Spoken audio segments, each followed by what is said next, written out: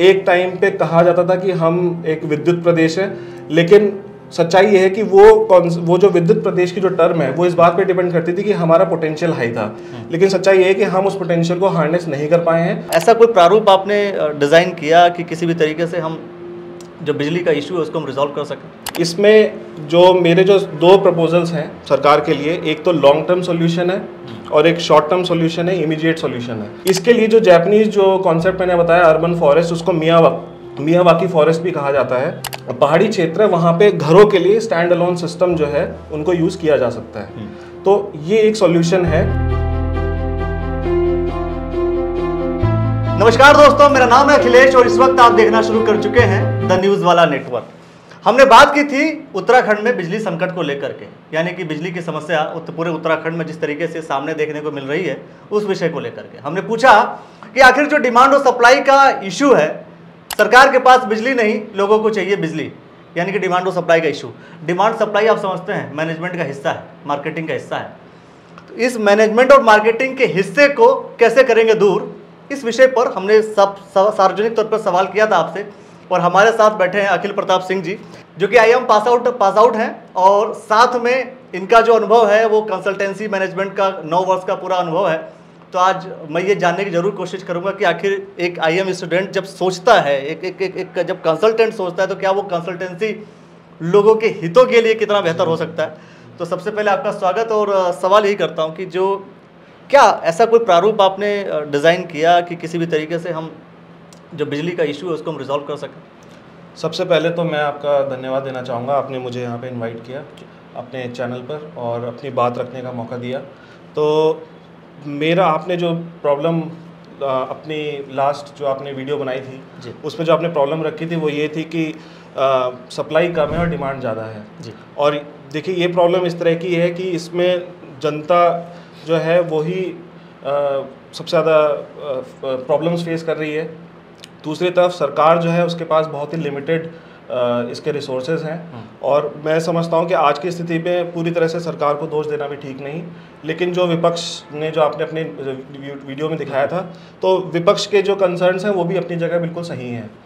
तो मेरे जो सॉल्यूशन, जो मैंने इस चीज़ का सॉल्यूशन अपनी तरफ से जो मैं विजुलाइज कर पाया वो ये कि अगर हम सप्लाई बढ़ाएँ और डिमांड को कंट्रोल करें तो ये प्रॉब्लम कुछ हद तक सॉल्व की जा सकती है।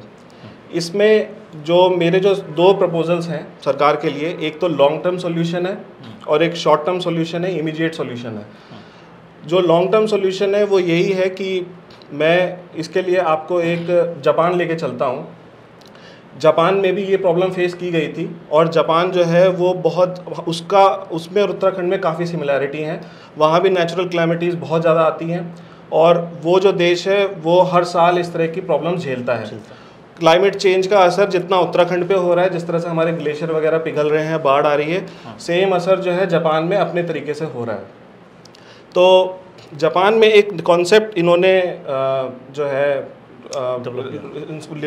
लॉन्च किया था, एक डेवलप किया था, जिसका नाम है अर्बन फॉरेस्ट।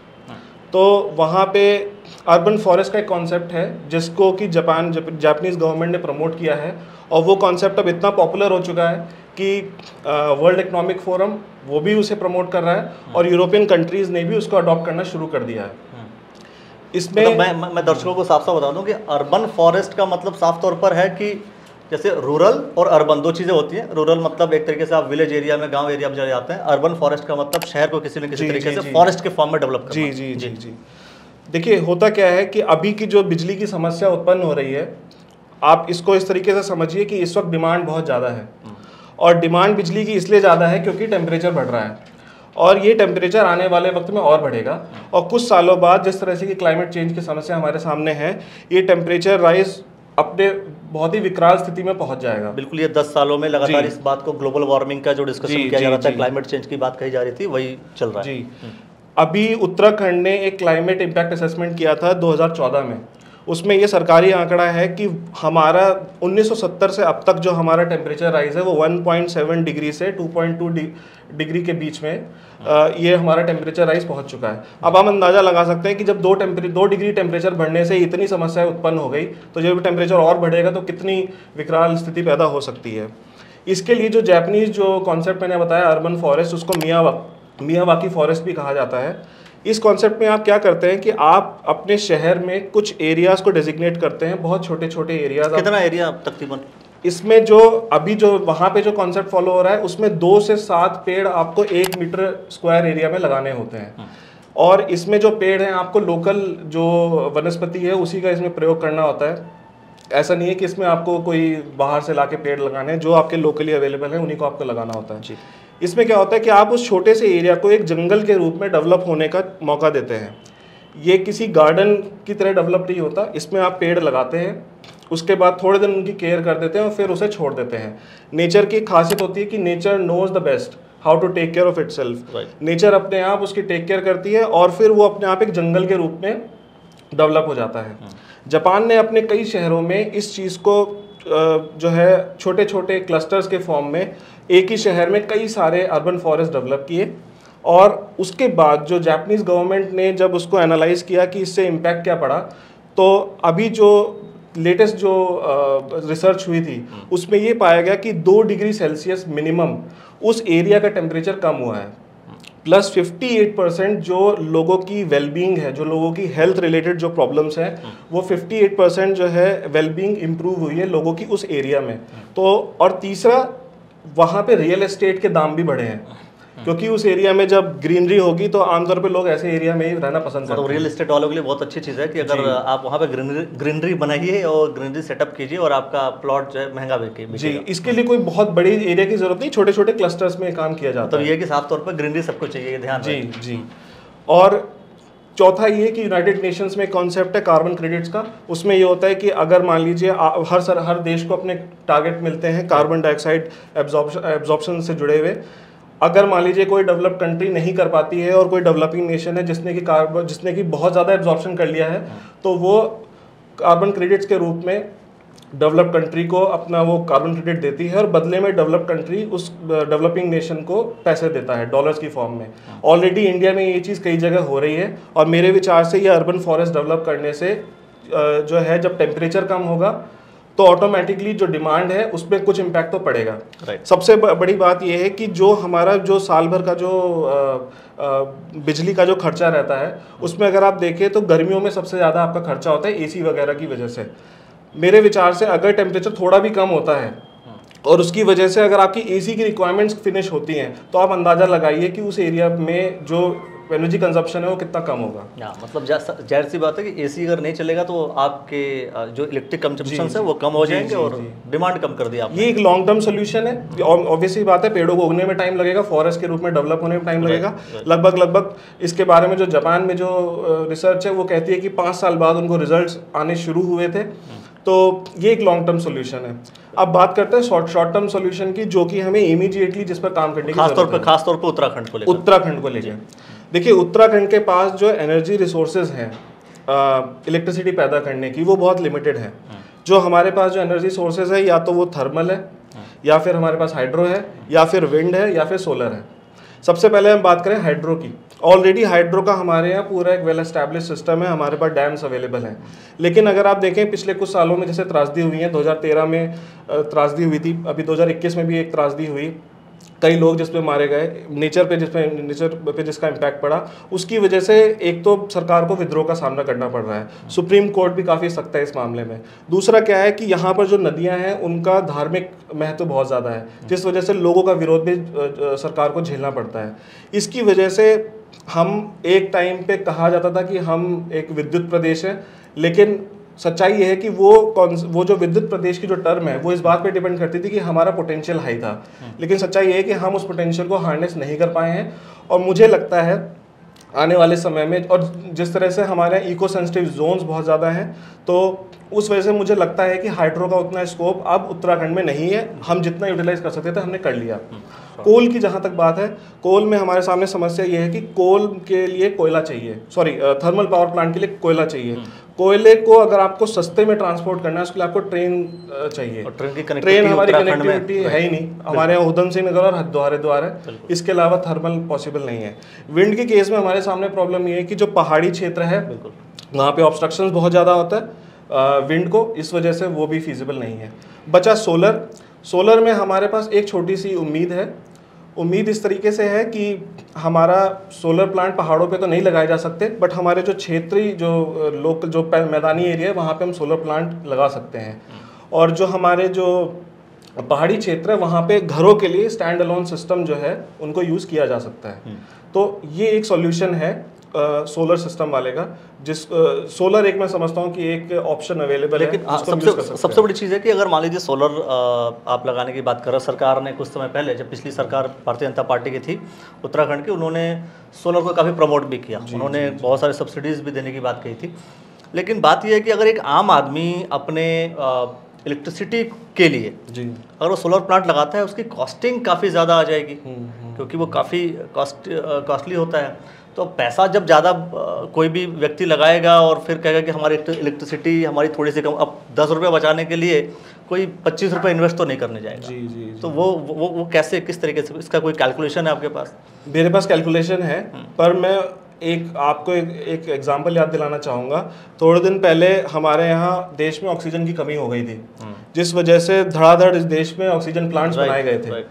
तो यकीन मानिए अगर हमने इस चीज़ को बहुत हल्के में लिया, थोड़े दिन बाद यही हाल इलेक्ट्रिसिटी का भी होने वाला है। तो इससे पहले कि वो दिन आए, हमें जो सोलर एनर्जी है इसको जितना ज़्यादा हम प्रमोट कर सके, गवर्नमेंट को सब्सिडी देनी पड़ेगी, रादर देन जो नए डैम्स वो बना रहे हैं जिसमें जो उनके प्लान्स हैं वहाँ से अगर पैसा इस तरह इन्वेस्ट करने की बजाय सरकार को यहाँ इन्वेस्ट करना। इवन प्राइवेट सेक्टर भी इसमें बढ़ चढ़ के हिस्सा लेगा अगर उनको मौका दिया जाए।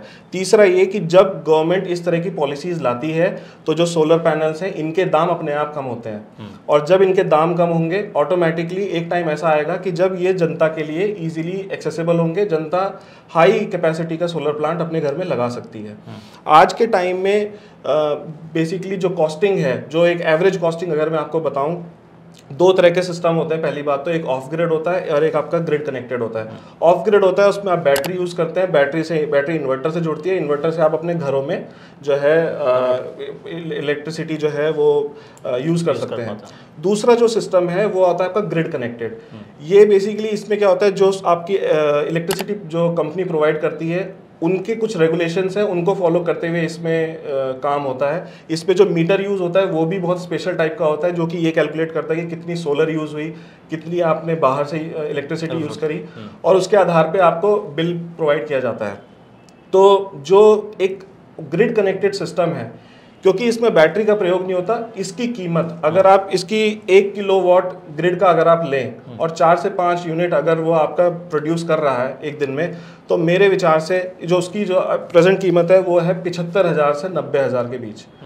दूसरी तरफ अगर आप बैटरीज वाला लेते हैं तो ऑब्वियस ही बात है उसमें बैटरी की कॉस्ट ऐड होगी। उसकी जो आमतौर पे जो कॉस्टिंग आती है वो 1 लाख से, सेम जो स्पेसिफिकेशन है उसी का अगर आप लेते हैं 1 लाख से 1,25,000 तक उसकी जो खर्चा आएगा वो आएगा। दूसरी बात, जो बैटरी वाला सिस्टम है 5 साल के अंदर आप उसकी कीमत वसूल लेंगे, ये भी उसके साथ एक चीज़ है। ऑलरेडी जो लोग इस सिस्टम को यूज़ कर रहे हैं 5 साल के अंदर उनका ROI, रिटर्न ऑन इन्वेस्टमेंट, आ गया था।